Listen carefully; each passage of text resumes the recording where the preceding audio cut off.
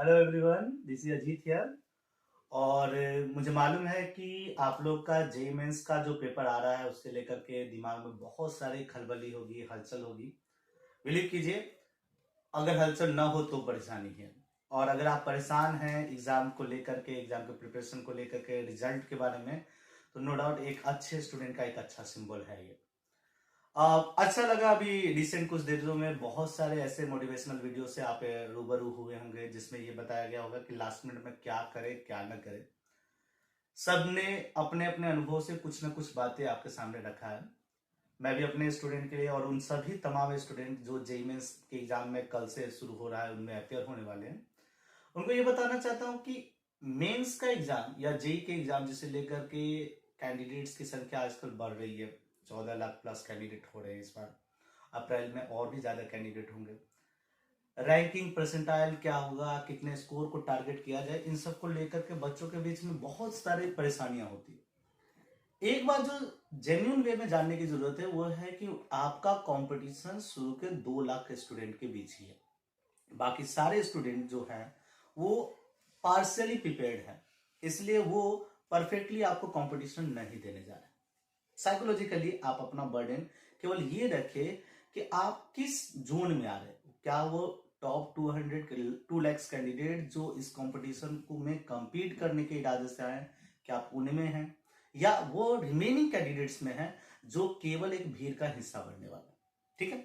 दूसरी चीज ऐसा कि क्या पढ़े, कैसे रिवीजन करे। बहुत सारे लोगों ने बोला कि मैथ का फॉर्मूला पकड़ लो, केमिस्ट्री के ऑर्गेनिक के बुक पढ़ लो, नहीं ये कर लो, क्वेश्चन बैंक बना लो। पहली चीज, अगर आपका माइंड बहुत ज्यादा अशांत रहता है तो इसमें शांत करने के प्रयास के लिए जो आपको पसंद है उस एक्टिविटीज को रेगुलर पर्टिकुलर इंटरवल पर करें।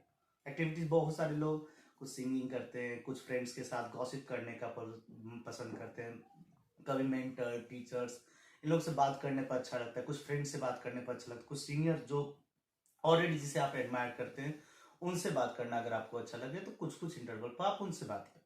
दूसरी बात, लास्ट मिनट में कोई भी नए टॉपिक, नए कॉन्सेप्ट या नए वीडियो को लेकर के उसको ऐसा मत हो जाए कि उस पर कि उसने बोला है कि इस टॉपिक से सवाल आएगा, चलो कल कर लेते हैं क्योंकि अब बार नहीं हुआ है। वैसा कुछ मत करिए।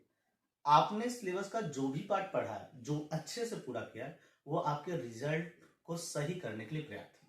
क्योंकि हमें लगता है कि जो भी एस्पिरेंट होंगे, जो प्रिपेयर कर रहे हैं, उन्हें मालूम है कि कितना स्कोर करने पर उनका क्या परसेंटाइल बनने जा रहा है, क्या इंप्रूव होने वाला है, क्या जेन्युइन कंपटीशन चलने वाला है। ठीक है। हर पेपर के बाद मैं एनालिसिस वीडियो जरूर डालूंगा जिससे आपको ये पता चले कि पेपर का ट्रेंड कैसा है, क्वेश्चन का लेवल कैसा है, इस बार क्या अटेंशन रखा जा रहा है। आप उसको एक बार ब्रीफली देख लीजिए, उस हिसाब से माइंड मेकअप करने के लिए मैं आपको ये रिकमेंड कर नहीं करूंगा कि अब ट्रेंड कुछ अलग चल रहा है तो आप पढ़ना शुरू कर दो। ठीक है। एग्जाम हॉल में केवल उतने करने का प्रयास करो जो आपसे हो सके, और रिजल्ट के बारे में उतना ही सोचो जो आप करके आए हो। इसके अलावा अगर किसी और के बारे में आप सोचते हैं, आपके फ्रेंड का, एक्स का, वाई का, जेड का क्या रिजल्ट रहा, क्या रिजल्ट होगा, अगर आप सोच रहे हैं उसको लेकर के बर्डन हो रहे हैं, कोई क्या बोलेगा, मतलब होता क्या है कि डिफरेंट इंस्टीट्यूशन में आपके दोस्त पढ़ रहे हैं, उनकी प्रिपरेशन आपने कभी देखा नहीं है, आपने उनके साथ वर्क नहीं किए, बट उसके से बात करके कभी कभी डिमोटिवेटेड फील करते हैं। वो बोलेगा कि भाई ऐसा है कि मैं 200 स्कोर कर देता हूँ, 300 स्कोर कर देता हूँ, 250 स्कोर तो आराम से करता है, तो दिमाग में इससे खलबल हो जाए।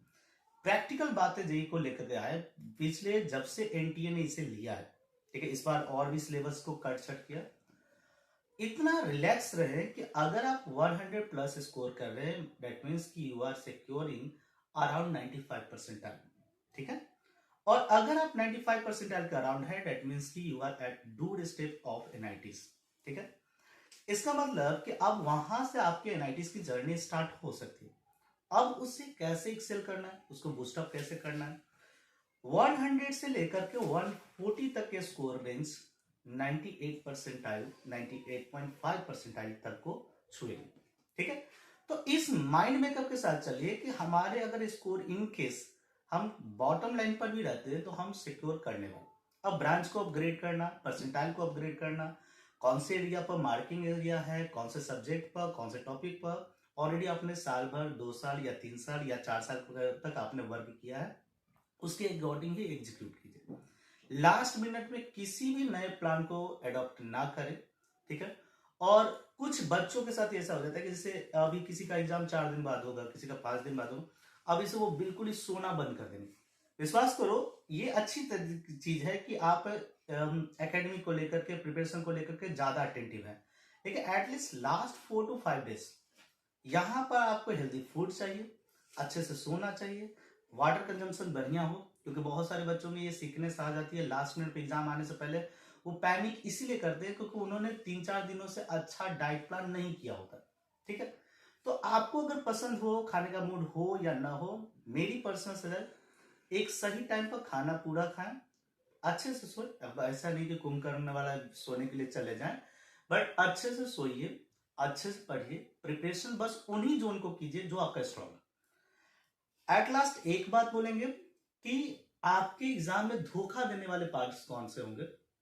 आपका वही पार्ट एग्जाम हॉल में सबसे ज्यादा सिली मिस्टेक्स करके आता है जो आपका सबसे स्ट्रांग है और सबसे ज्यादा बिलीव है। दैट मीन्स कि जो भी सेक्शन आपने अभी तक अपने लिस्ट में रखा है कि ये मेरा A1 कैटेगरी का पार्ट है, इसको हम बेस्ट लेके आएंगे, उनके एग्जाम्स को अटेम्प्ट लेने के बाद, उनके सवालों का अटेम्प्ट लेते समय एक लंबी सांस लें, खुद को रिलैक्स करें और तब उन सवाल को पढ़िए, क्योंकि कहीं ना कहीं एक छोटी बात जरूर होगी जो आपको मिस्टेक कर देंगे। और जेई के मिस्टेक्स का मतलब समझ लीजिए, जेई के मिस्टेक्स का मतलब है कि you are going to lose your 5 marks, क्योंकि उस पर्टिकुलर सवाल में आप अगर 4 मार्क्स को ऐड कर रहे हैं और वो आपको 4 न देकर के -1 दे रहा है, जो कि 5 मार्क्स मार्जिन आपके परसेंटाइल को कहां से कहां उतार के लेके आ सकता है, मतलब वो अर्श से फर्श पर उतार देगा, ठीक है। तो बहुत सारी बातें होंगी, रोज मुलाकात करते रहेंगे छोटी छोटी क्लिप्स वीडियो के, क्योंकि मैं खुद भी रेकमेंड नहीं करूंगा कि आप बहुत बड़े बड़े वीडियोस और मोटिवेशनल देखें, बट जब आपका मन न लगे, वीडियोस को थोड़ा बहुत देख लीजिए, थोड़ा सा फिर से वापस आइए, ठीक है। और एक ही बात बोले कि ये एग्जाम एक तरह से आपको ये बताएगा, जो अपने बहुत ही